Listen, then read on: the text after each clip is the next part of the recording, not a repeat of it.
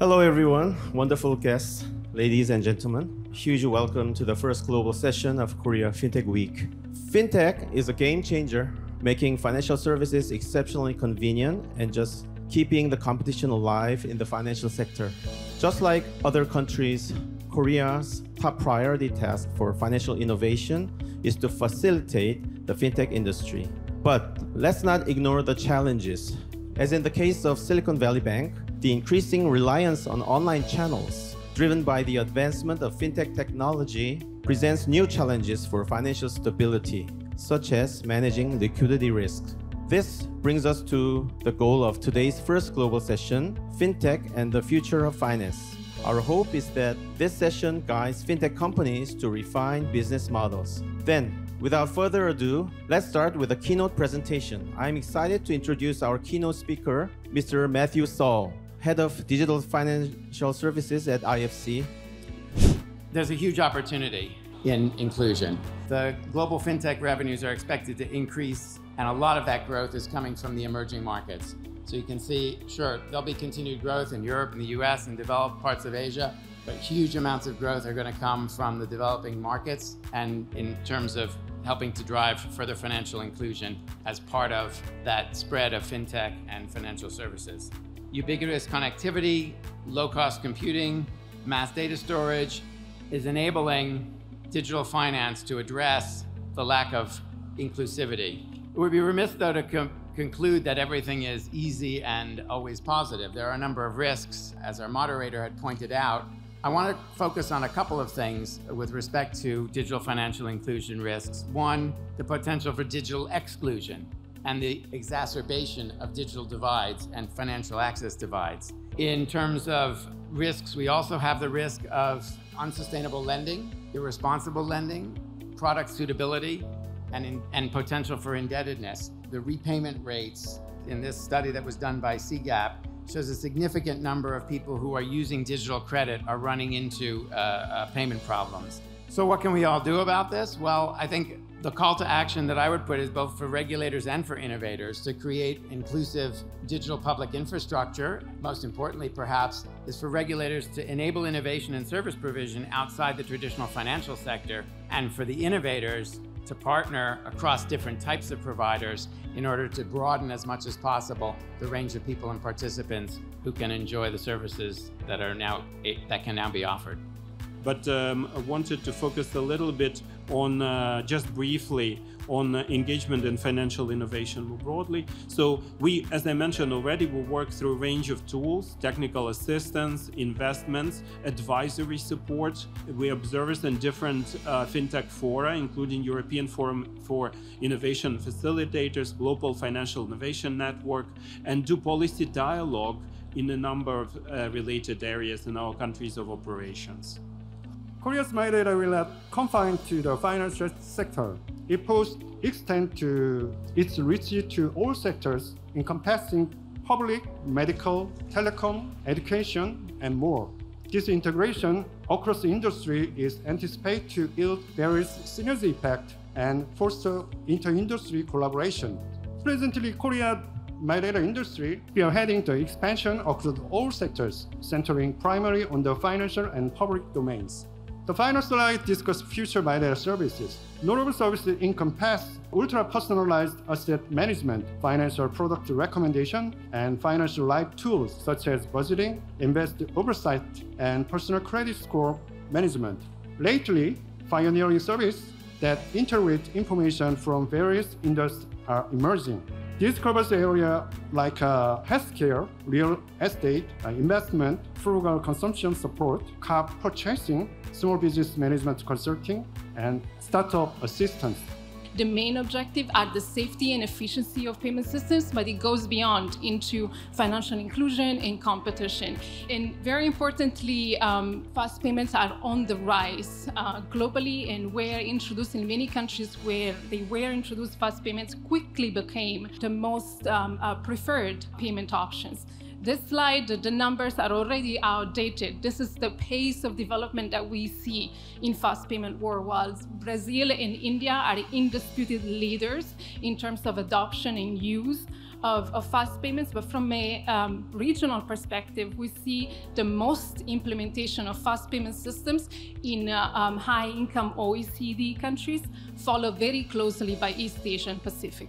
Second, we see policymakers getting more and more interested in this topic. So we have more and more policy, like central banks and regulators coming, approaching us for support. And we know that it's the same is happening with our partners like World Bank, IMF, Bank for International Settlements. And all these institutions are focusing more on this area. And I think that we, in EBRD, we see this as an important area for the future in our own team dedicated to capital markets development and policy work in this area. We are looking more and more carefully at various angles of this theme and looking to see what, if anything, we could be doing both with the authorities and with our clients. And as I mentioned already, we have a whole special approach to digital transformation, which is quite unique, and we haven't in the past, until a few years ago, we're not as focused on it. We created a special dedicated team for this area, and that is also a recognition of the importance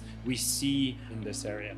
It's not easy to implement a fast payment system. There are many considerations. First of all, there are so many different models. Like the recipe that works in one country is not guaranteed to work for another country, particularly countries where there are already very efficient retail payment infrastructure. It's quite difficult to actually find the right model for implementing a fast payment system. And then another challenge that we see emerging from the experience on fast payments is on the right pricing model. So again, one of the objectives is to keep the price of payment, to lower the cost of payments, not only for P2P, but also for P2B. At the same time, it has to make, obviously, sense to PSPs, and it needs to make good financial sense in order for adoption to be there. We're seeing a recombination of services to leverage those economies of scale and scope, but not necessarily a recombination solely within financial services, but a recombination with other types of economic activity that have been digitized.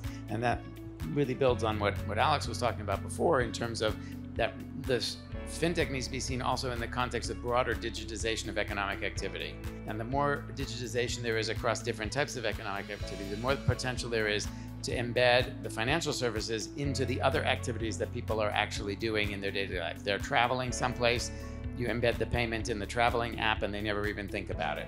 Or they're buying and selling on an e-commerce marketplace, you embed the financing for the seller or for the buyer into that e-commerce marketplace, and the financing happens there. The title of this session is Linking Sustainable Development and FinTech.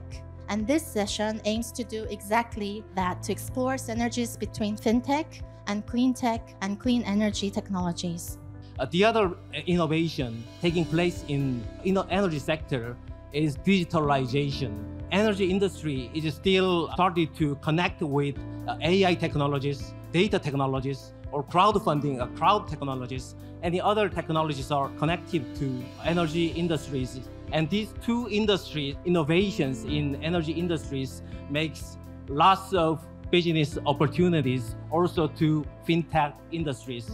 This innovation incorporates many ways, incorporates new technologies, new market designs, new system operations, and new business models. But what is green fintech?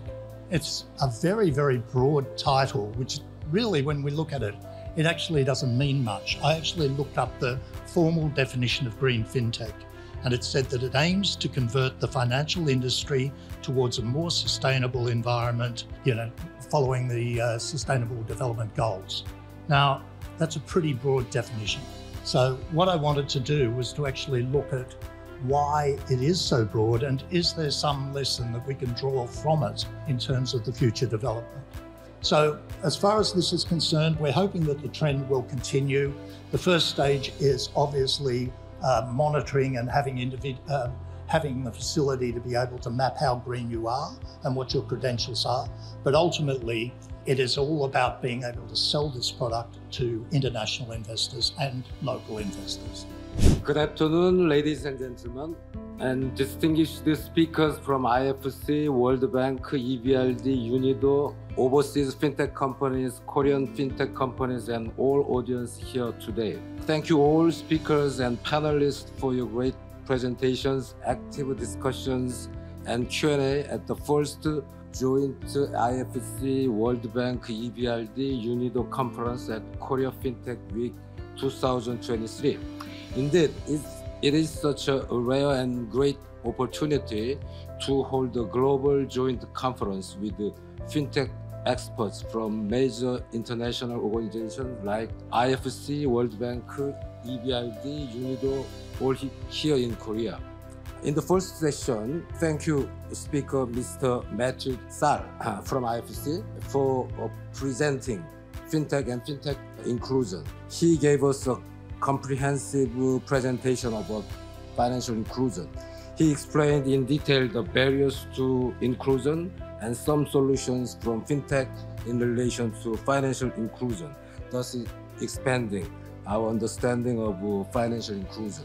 Ms. Maria Teresa from World Bank, Mr. Alex Fibobarski from EBRD, and Mr. Siho Song from Korea Credit Information Service share about emerging trend in payment, the EBRD's digital approach and developments in EU digital finance regulation, and my data policy in Korea, respectively, based on their expertise.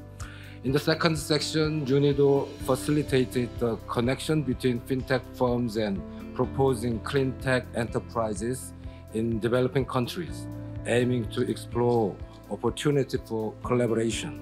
Especially thank you, Mr. Song Ho Kang, for presenting his presentation, sharing the needs that developing countries are going through and providing possible links and solutions between FinTech industry and developing countries' socio-economic problems. Also, thank you all presenters from South African and Indian FinTech companies and Korean FinTech companies for sharing industry-specific examples. It was very interesting to see specific cooperative points in the clean industry. Also, Mr. Jim Turnbull shared green fintech initiatives in Europe and some best practices and practical suggestions based on his experiences. In closing, I would like to say this: Korea, with its excellent IT capabilities, there are currently more than 590 fintech companies in operation, make our everyday financial life more convenient and safer with its excellent services and technology.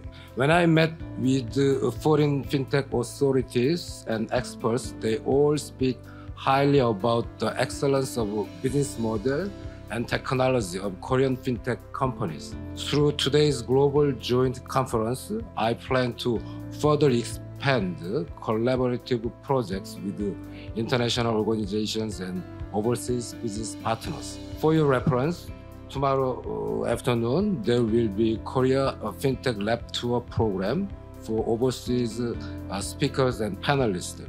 I hope that many of you can join tomorrow's lab tour program for visiting FinTech Center Korea in Front One, KFTC, which is Payment Settlement Institute in Korea, and the Kakao Pay, which is the leading paytech company in Korea. I believe that this lab tour program will be a valuable opportunity for you to vividly experience Korea's fintech scene. Once again, I would like to sincerely extend my gratitude to all who have participated and contributed to make this session successful.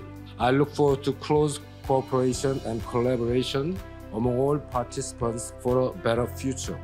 Finally, I hope that all of you have a great time at Korea FinTech Week 2023 and memorable experience in Korea. Thank you.